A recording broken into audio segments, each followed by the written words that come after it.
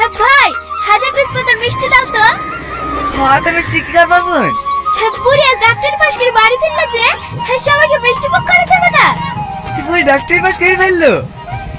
হ্যাঁ ভাই, হ্যাঁ তোমাদের দোয়াতে মেয়েটুককে ডাক্তারি কমপ্লিট করাতে পারলু। সত্যি বোন, শামসা তুমি একটুকে যারা কষ্ট করে মানুষ করলি, তোমার যা দেখে আমরা অবাক হয়ে যাই। তোমার মেয়ে এখন আমাদের গ্রামের গর্ব। একটা মানুষ চেষ্টা করে যে সব পারে, সেটা তোমাকে দেখে শিখলাম। আরে দেখো আমাদের গবেরটা, এত করে বলি পড়তে বস সারাদিন মোবাইল নিয়ে পড়ে থাকবে। এই যা মিষ্টিগুলো হাতে ভরগা। ঠিক আছে বোন, তুমি যাও, হ্যাঁ মিষ্টিগুলো প্যাকেটটাতে পাঠিয়ে দিছি। ঠিক আছে ভাই, এই নাও।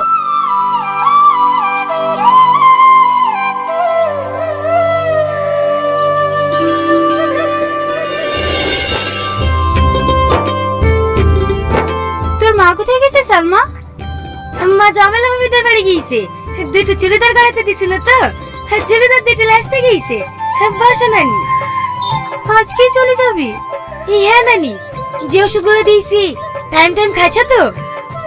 হ্যাঁ মা, ওষুধগুলো খেয়ে মাঝের ব্যথাটা একটু কমই আছে। খালা কখন আসলা? এই তো এক্ষুনি। এলে বুড়ি, কি রে আমার সাথে ব্যাগে পড়ছি কেন? আমি একা যাবো নাকি? তোমাকে আমার সাথে যেতে হবে। তোকে আর কতবার বলবো বলতিনি আমি ওই রংপুরে যাব না, তুই একা যা। ওই রংপুরে কি আছে বলো তো, তাই তুমি যেতে চাইছো না? দেখো মা, এতদিনে হোস্টেলে একা একা থেকেছি, এখন আমার চাকরি হয়ে গেছে। তুমি এখানে কেন একা পড়ে থাকবো বলো তো? তোমাকে আমার সাথে যেতেই হবে। দেখবা জেদ করিসনি, তুই অন্য যে কোনো জায়গায় পোস্ট নিলে আমি যাব, কিন্তু ওই গ্রামে আমি যেতে পারবো না। মা মা, দেখো দিদি নানি, আমি আজ 5 বছর ধরে পড়াশোনা লেগে বাইরে পড়ে আছি। দেখুন না আমাদের কিছু ছিল না, এখন তো আমি নিজের পায়ে দাঁড়িয়েছি। সরকার থেকে একটা কোয়ার্টারও দিয়েছে। এত কিছু করার পরেও যদি মাকে আমার সাথে না রাখতে পারি, তাহলে আমি কি করে শান্তি পাবো বলো দিনি? তুমি একটু মাকে বুঝে বলো না নানি। আমি কেনে? কেউই ওকে বুঝে ওই গ্রামে পাঠাতে পারবে না। কেনে? কি এমন আছে ওই গ্রামে? ওই গ্রামে তোর মার বিয়ে হয়েছিল, তুই যখন 6 মাসের ছেলে।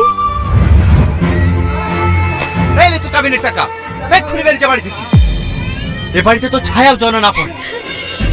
মা, আপনি আপনার ছেলেকে একটু বুঝেন না, আপনিও তো একজন মেয়ে। মেয়ে সন্তান হওয়া কি কোনো অপরাধ? হ্যাঁ অপরাধ। আমি পীর বাবাকে পর্যন্ত জিজ্ঞেস করেছি, তোর কোনোদিনও ছেলে সন্তান হবে না।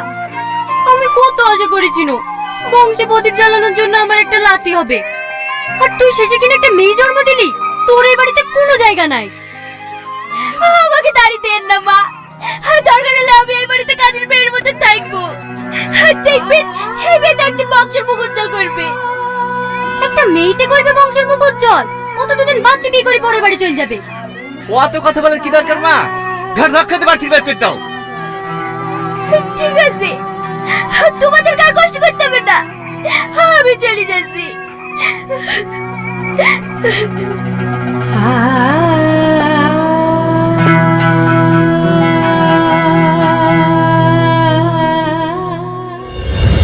তোর মা এত অপমান লাঞ্ছনা পেয়ে যে গ্রাম ছেড়ে এসেছে, সেই গ্রামে আবার কি করে ফিরে যাবে বল?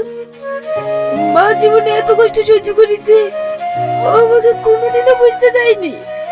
শুধু কি তাই, তোকে বুকে করে কাঁদতে কাঁদতে তোর মামার বাড়িতে উঠলো, তারাও জায়গা দিল না। তোর মা লোকের বাড়ি কাজ করে করে তোকে ডাক্তারি পড়িয়েছে। বাড়িতে কে আছেন? কে? আমি ম্যাডাম রাকেশ।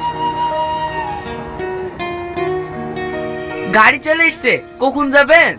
এক্ষুনি বেরোবো, তুমি গাড়িতে গিয়ে বসো, আমি আসছি। ঠিক আছে ম্যাডাম।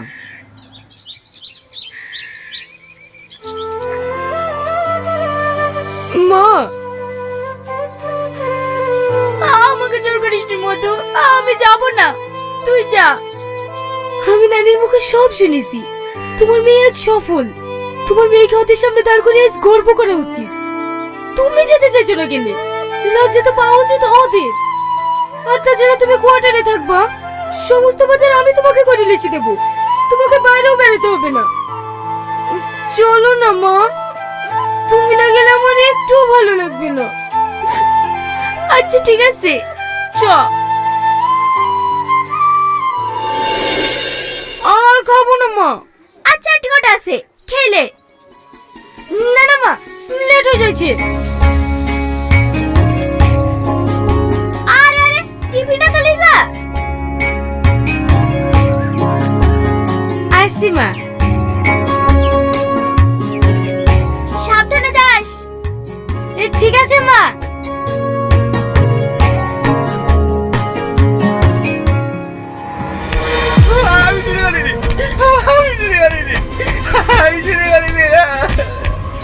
মার মার, বয়স থেকে চুরি করে খাওয়া যায়নি। আরে এদের লেগে দোকানের সামনে কিছু রাখা যায় না? সেদিন সসপ্যান্ডে রেখে চলে গেছি, সকালে এসে দেখছি আর নাই।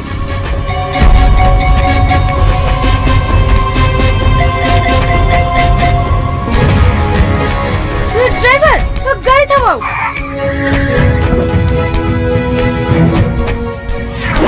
আরে আরে, কি করছেন আপনারা? ছাড়েন। একটা বয়স্ক লোককে এভাবে কেউ মারে? মারবো না, ও আমার দোকান থেকে পাউরুটি চুরি করেছে। সামান্য একটা পাউরুটি নিয়েছে বলে মানুষটাকে আপনি এভাবে মারবেন? কত টাকা দাম আপনার পাউরুটি? 10 টাকা। এই নেন। যারা দেশে লাখ লাখ টাকা চুরি করছে তাদেরকে কিছু বলতে পারবেন না, এই গরিব মানুষগুলোকেই দেখতে পাবেন। ইস, কতখানিটা কেটে গেছে।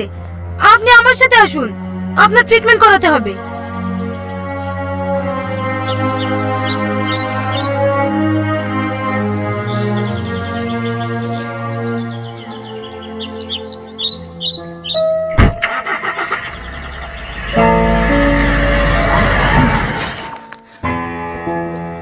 এবার থেকে খিদে লাগলে কারোর দোকানে চুরি করবেন না, সোজা হসপিটালে চলে আসবেন।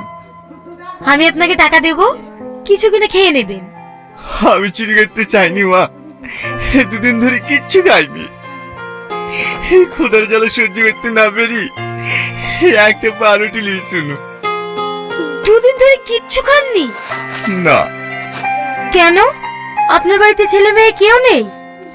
আছে, 2টি ছেলে আছে। ছেলেটাই আমাকে বাড়ি থেকে বের করে দিয়েছে। কাঁদেন না আঙ্কেল, সব ঠিক হয়ে যাবে। আমি কিছু একটা ব্যবস্থা করছি।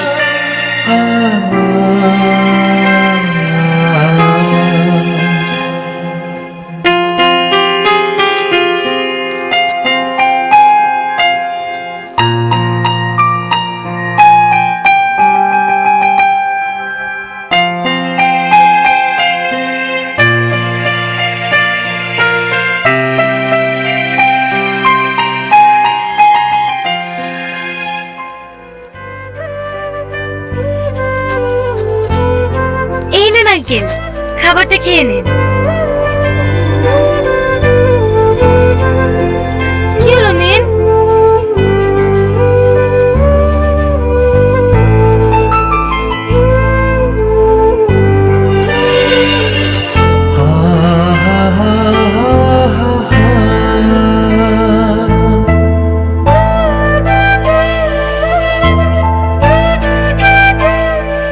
এই ওষুধটা খাওয়ার পরে খেয়ে নেবেন। কি হলো, আবার কাঁদছেন কেন? এমনি, এই খাবারের স্বাদটা অনেক চেনা মনে হচ্ছে। আমার মা রান্না করেছে, ভালো হয়নি? এই হ্যাঁ, অনেক সুন্দর হয়েছে।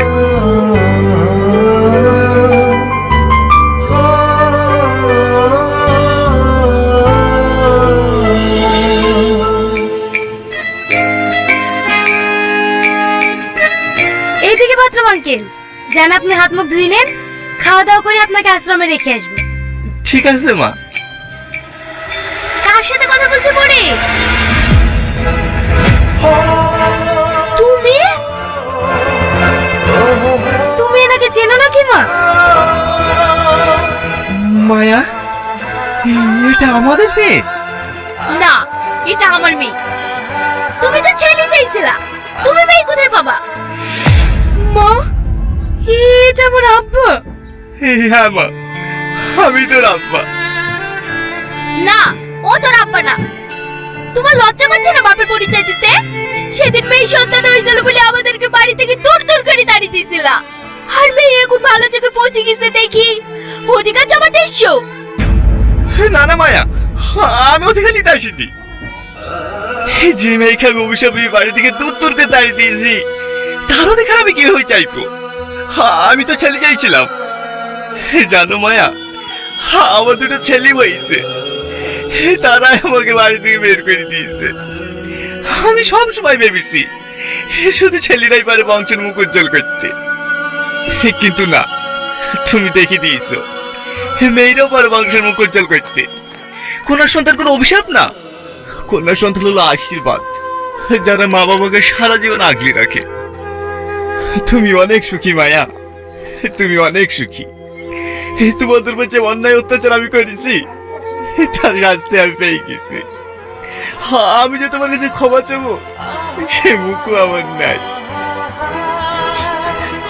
আমার একটা অনুরোধ রাখবো মায়া, শেষবারের মতো আমাকে একবার আব্বু বলে ডাকতে বলো না।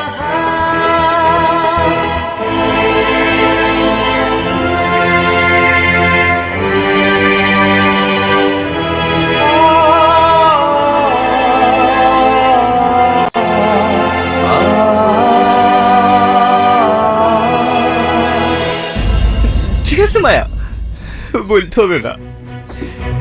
ভালো থেকো।